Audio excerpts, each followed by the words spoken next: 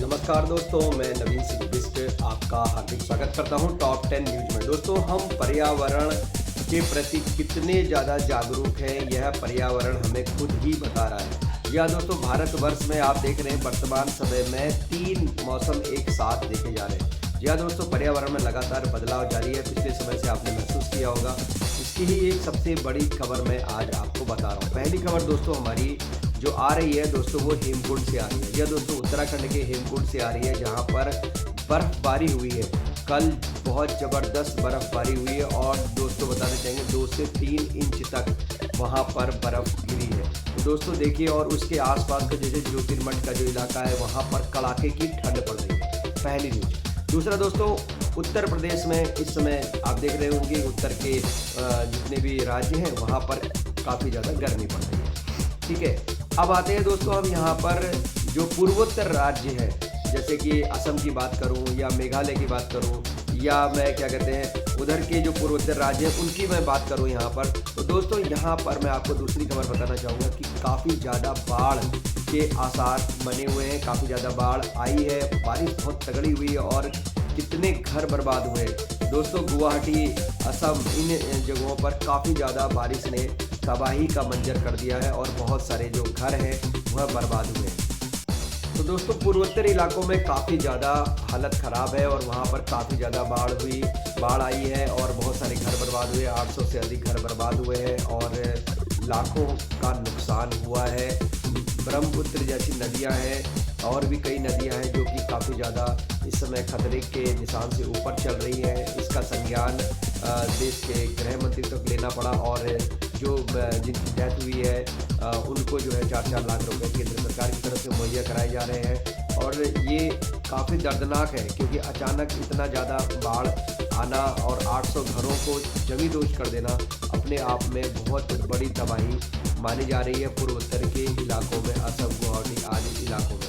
और जो दक्षिण पश्चिम जो मानसून था वो उसने वहाँ पर काफ़ी ज़्यादा दस्तक दी है और ऐसा माना जा रहा है कि दोस्तों इस बार मानसून 8 जून तक पूरे उत्तराखंड में आ जाएगा। तो दोस्तों इस बारे में आपका क्या कहना है? दूसरा दोस्तों, प्रकृति के बदलाव का तीसरा जो पर्यावरण में हमने जो नुकसान किया है, उस पर्यावरण में भी संतुलन लगातार जो बायो डाइवर्सिटी जिसे बोलते हैं वो भी संतुलन बिगड़ता जा रहा है। जानवरों को भोजन नहीं मिल रहा है। या दोस्तों जानवरों के भोजन मिलने से याद आया कि एक तेंदुए ने ज़बरदस्त हमला किया। जी हाँ दोस्तों, बताना चाहूँगा कि मनुष्य और जानवरों में भी एक तरह का युद्ध जो है शुरू हो गया है। जी हाँ दोस्तों, जैसे हम भारत पाकिस्तान की बात करते हैं, इसी तरह से जानवर भी अब जो है पूरी तरह से नरसंहार यानी इंसानों का पर अटैक करने लगे हैं, इंसानों को जो है ले जाने लगे। यहीं पर एक खबर आई है नैनीताल से एक भुजिया घाट है वहाँ पर नैनीताल में। बलियोडी एक गांव पड़ता है, जो बलियोडी ग्राम पड़ता है, वहाँ पर जो है मनोरा रेंज में एक 70 वर्षीय पुष्पा देवी जो है रात में सो रही थी।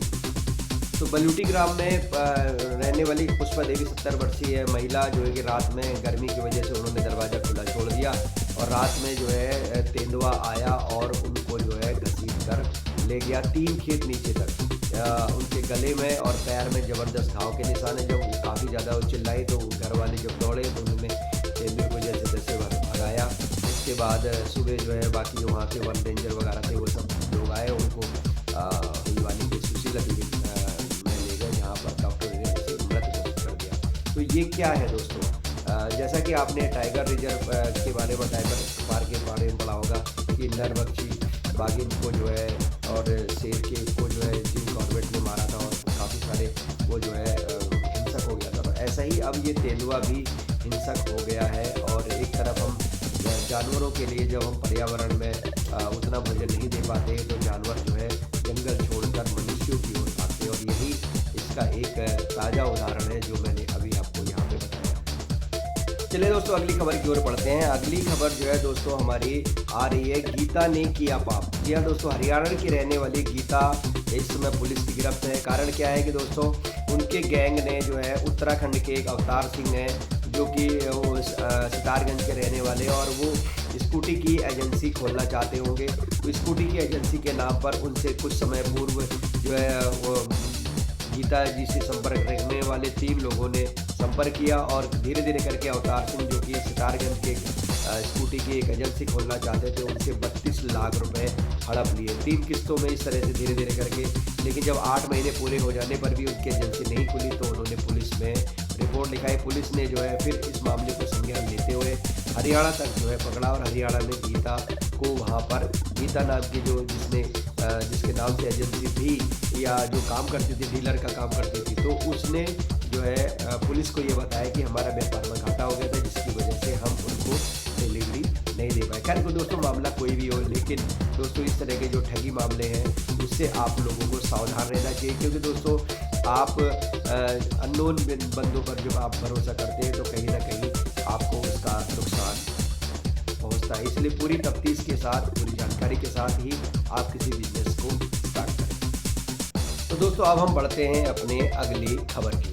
जी हाँ दोस्तों, अगली खबर जो हमारी आ रही है वो आ रही है दोस्तों उत्तर प्रदेश से। जी हाँ दोस्तों, उत्तर प्रदेश में एक जिला है झांसी, और झांसी में एक स्थान है कौशाम्बी, वहाँ से आ रही है दोस्तों एक बड़ी खबर। क्या है दोस्तों खबर?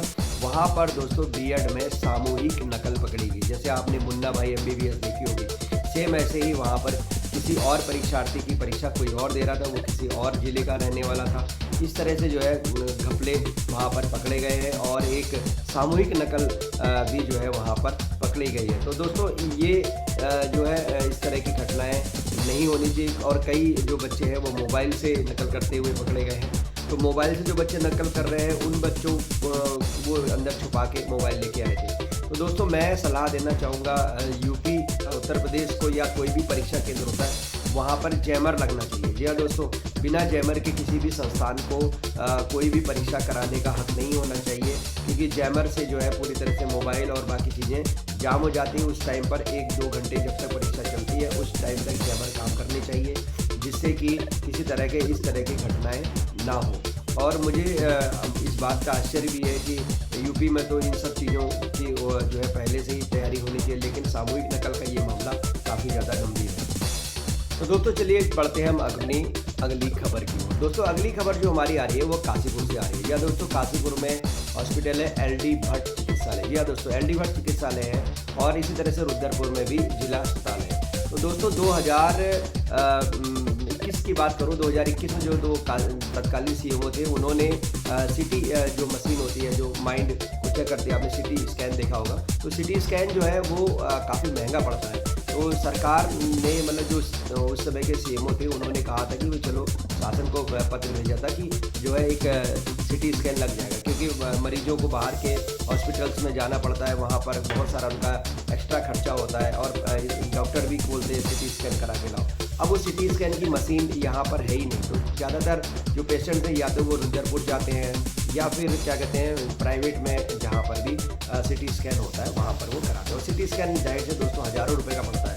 तो अब सबसे बड़ी बात यह कि जो CMO ने लिखा उसमें रुद्रपुर को तो CT स्कैन मिल गया, लेकिन काशीपुर के LD भट्ट को आज भी CT स्कैन नहीं मिला है, जिसकी वजह से यहाँ के मरीज बहुत परेशान होते हैं। और खासतौर से काशीपुर के LD भट्ट चिकित्सालय में काशीपुर ही नहीं, आसपास के कई और जो यूपी के जो आसपास से जुड़े हुए जो ज़िले हैं वहाँ से भी काफ़ी सारे लोग यहाँ पर इलाज कराने के लिए आते हैं। लेकिन सबसे ताज्जुब की बात यह है कि दोस्तों की सरकार और स्वास्थ्य विभाग कहाँ सोया हुआ है, क्यों ऐसी असुविधा है आज, जो कि LD भट्ट चिकित्सालय में शासन को भेजे जाने के बाद भी अब तक वहाँ पर CT स्कैन नहीं लग पाया है। यहाँ के जो दोस्तों वर्तमान समय के जो CMO साहब हैं डॉक्टर KK अग्रवाल, उनसे जब बातचीत हुई तो उन्होंने यही बताया कि मामला जो है सरकार के पास पुनः जो है संज्ञान के लिए भेज दिया गया। तो दोस्तों इस तरह की खानापूर्ति कब तक चलेगी? तो दोस्तों चलिए हम चलते हैं अपनी अगली खबर की ओर। दोस्तों अगली खबर जो हमारी आ रही है चाइल्ड हेल्पलाइन से रिलेटेड आ रही है। अच्छी खबर है, और जो भी हमारे यहाँ आपको पता होगा कि चाइल्ड हेल्पलाइन नंबर 1098 होता है, और जो ये 1098 नंबर होता है ये कोई भी, जैसे कि आप नेशनल लेवल पे ये नंबर था, तो पहले इस पे जब भी आप फ़ोन करते होंगे या कुछ सहायता के लिए जब चाइल्ड हेल्पलाइन पे सहायता की गई, नेशनल लेवल से ही सारा काम होता था। लेकिन अब उत्तराखंड सरकार ने उत्तराखंड के सभी जिलों में इसकी पर्याप्त सुविधा कर दी है, और वर्तमान समय में बहुत सारे मामलों को जो मामले थे वो मामले निपटाए जा चुके हैं। तो आप भी दोस्तों 1098 पर कॉल करके अब उत्तराखंड के किसी भी ज़िले में हो तो उत्तराखंड में ही वहाँ पर फ़ोन उठाया जाएगा और उस बच्चे की सहायता की जाएगी। मसलन जैसे कि कोई बच्चा जो है, जैसे कि मुझे याद है कि कोई एक बच्ची थी, वो जो है हाई स्कूल में अच्छे नंबर लेके आई, दृष्टि बाधित थी, देख नहीं सकती थी आंखों से, लेकिन जैसे तैसे वो जो है हाई स्कूल में अच्छे नंबर लेकर आई। अब उसके बाद आगे की पढ़ाई वो नहीं कर पा रही थी, तो उसके लिए जो है चाइल्ड हेल्पलाइन पे फ़ोन किया गया और उसको जो है एक अच्छे स्कूल में दाखिला मिल गया। तो इस तरह की जो चीज़ें होती है चाइल्ड हेल्पलाइन के माध्यम से, वो जो है दोस्तों काफ़ी ज़्यादा ज़रूरी है। आप भी चाइल्ड हेल्पलाइन 1098 को याद रखें और अपने आसपास किसी बच्चे की अगर आप मदद करना चाहते हैं तो इस नंबर पे आप, जैसे कि शिक्षा से जुड़ा हुआ मामला या कोई अन्य तरह के बच्चे भीख मांग रहे हैं और या कुछ ऐसा आपको महसूस होता है, तो उसकी आप हेल्प इस नंबर पे कर सकते हैं। तत्कालीन जो टीम होती है उत्तराखंड की, जिले की जो टीम होगी, वो उस पर हेल्प करती है और उस पर कदम उठाती है। दोस्तों अगली खबर पे हम चलते हैं। अगली खबर एक उत्तराखंड से आ रही है, वो काफ़ी अच्छी खबर है। दोस्तों जैसा कि आपने आज देखा होगा, बच्चों का जो मन है वो साइंस में सबसे कम लगता है। यानी स्कूलों में, कॉलेजेस में आपने देखा होगा साइंस के प्रति जागरूकता की बहुत कमी है। कारण क्या है? प्राइवेट स्कूलों या सरकारी स्कूलों बच्चों को लैब में सिर्फ खाना पूर्ति के लिए ले जाते हैं। पहले के ज़माने में काफ़ी अच्छा होता था, साइंस लैब वाकई में चलती थी, लेकिन आज बच्चों को साइंस में ये तक नहीं पता है कि जो लिटमस पेपर है वो कैसा होता है, परख नली कैसी होती है। तो ये बच्चों को एक्सपेरिमेंट हम शुरू से कराते नहीं हैं, सिर्फ ये एक्सपेरिमेंट हम 9th-10th में कराते हैं थोड़ा सा, और 11th-12th में, और खाना पूर्ति होती है, बच्चा उससे कुछ भी नहीं सीखता है।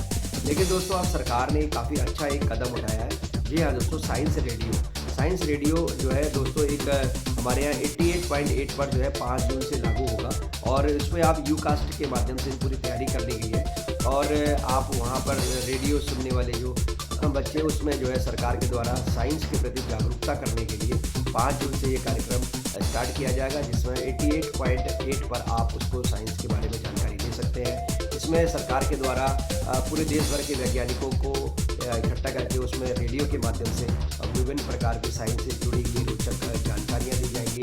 जो आविष्कार हुए हैं उन आविष्कारों का क्या महत्व है, क्या बातचीत है, तो इससे जो है बच्चों को सुनाएं अगर आप, तो उससे बच्चों को साइंस में जागरूकता हो। और प्लस बच्चों में जागरूकता बढ़ाने के लिए सरकार ने 2 घंटे का ये जो लाइव प्रोग्राम है रेडियो पर, वो भी उसमें स्टार्ट करेंगे। तो ये काफ़ी जो है अच्छा कदम माना जा रहा है, जो कि इसके आपको बताना चाहूँगा कि ये कदम स्वागत योग्य कदम है, क्योंकि दोस्तों साइंस के प्रति अगर जैसे जैसे बच्चों में जागरूकता बढ़ेगी, उस तरह से जो है पढ़ाई में भी बच्चे अच्छे होंगे। प्लस साइंस को एक अलग नज़रिए से भी बच्चे देखते हैं, सिर्फ रटने के नज़रिए से देखते हैं, तो आगे ये चीज़ें खत्म होंगी। तो दोस्तों अगली खबर जो कि हमारी आखिरी खबर है, इस खबर की ओर हम बढ़ते हैं।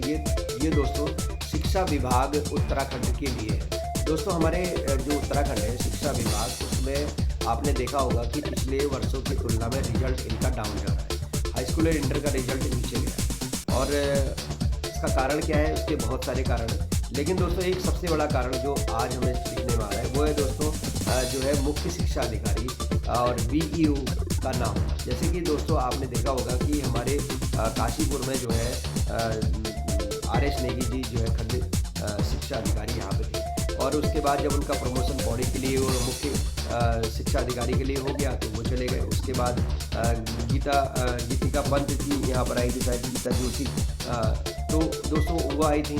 उसके बाद काशीपुर में वो रही, उसके बाद उनका भी प्रमोशन नैनीताल के रामगढ़ के लिए हो गया, प्रमोशन हो गई, वो भी चली गई। अब लोग दोस्तों वर्तमान समय में जो है शिक्षा में जो प्रधानाचार्य हैं राजकीय इंटर कॉलेज बांसखेड़ा के, तो राजकीय इंटर कॉलेज के बांसखेड़ा के जो जिलेंद्र सिंह साहू जी हैं, उन्हीं को ही जिम्मेदारी इसकी दी गई। तो एक प्रधानाचार्य के पास 3 जिम्मेदारी, एक तो जो है उप शिक्षा अधिकारी का भी पोस्ट खाली है, खंड शिक्षा अधिकारी भी नहीं है, और पहले भी जो RS नेगी जी थे उन पर भी 3 जो है काशीपुर और बाजपुर और एक आपके क्या कहते हैं जसपुर का कार्यभार उनको संभालना पड़ा था।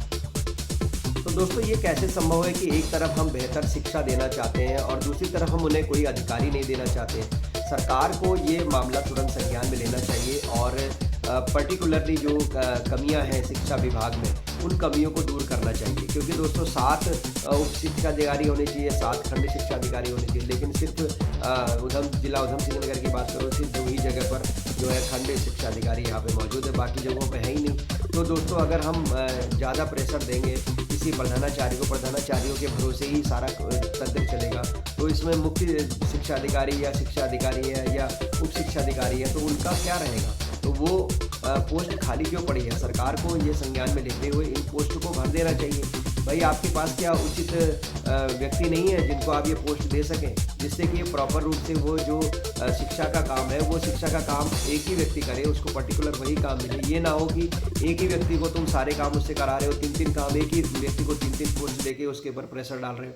तो ये चीज़ें सही नहीं है और सरकार को और जो शिक्षा विभाग है इसको खंड शिक्षा अधिकारी की जो पोस्ट खाली है वर्तमान समय में, जो जिला उधम सिंह नगर में रिक्त पद हैं, उनको तत्काल भरा जाना चाहिए, जिससे कि शिक्षा में गुणवत्ता आ सके। तो दोस्तों, कैसी लगी हमारी टॉप 10 न्यूज़? अगर हमारे चैनल पे पहली बार आए हो तो चैनल को सब्सक्राइब जरूर करना और ऐसे ही न्यूज़ देखने के लिए, क्योंकि दोस्तों आज के युग में अगर न्यूज़पेपर जो है हम पढ़ते नहीं है पूरी तरह से, क्योंकि न्यूज़पेपर में तो बहुत न्यूज़ आती हैं, लेकिन उनमें से जो काम की जो बेस्ट न्यूज़ होती हैं वो हम आपके लिए लेके आते हैं अपने चैनल पर, और हमारे चैनल पे आप रोज़ाना इन चीज़ों को देख सकते हैं। और दोस्तों, अगर आप कोई विज्ञापन कराना चाहते हैं तो हमारे पास बहुत अच्छा ऑफ़र है आपके लिए। हमारा नंबर 9756744401 है। अपने संस्थान का प्रचार प्रसार कराने के लिए हमसे आप संपर्क कर सकते हैं। हम दोनों तरह से प्रचार प्रसार करते हैं, चाहे वो प्रिंट हो या फिर वो डिजिटल हो, दोनों ही माध्यम से हम आपका बेहतर प्रचार करने में सक्षम हैं। धन्यवाद, नमस्कार।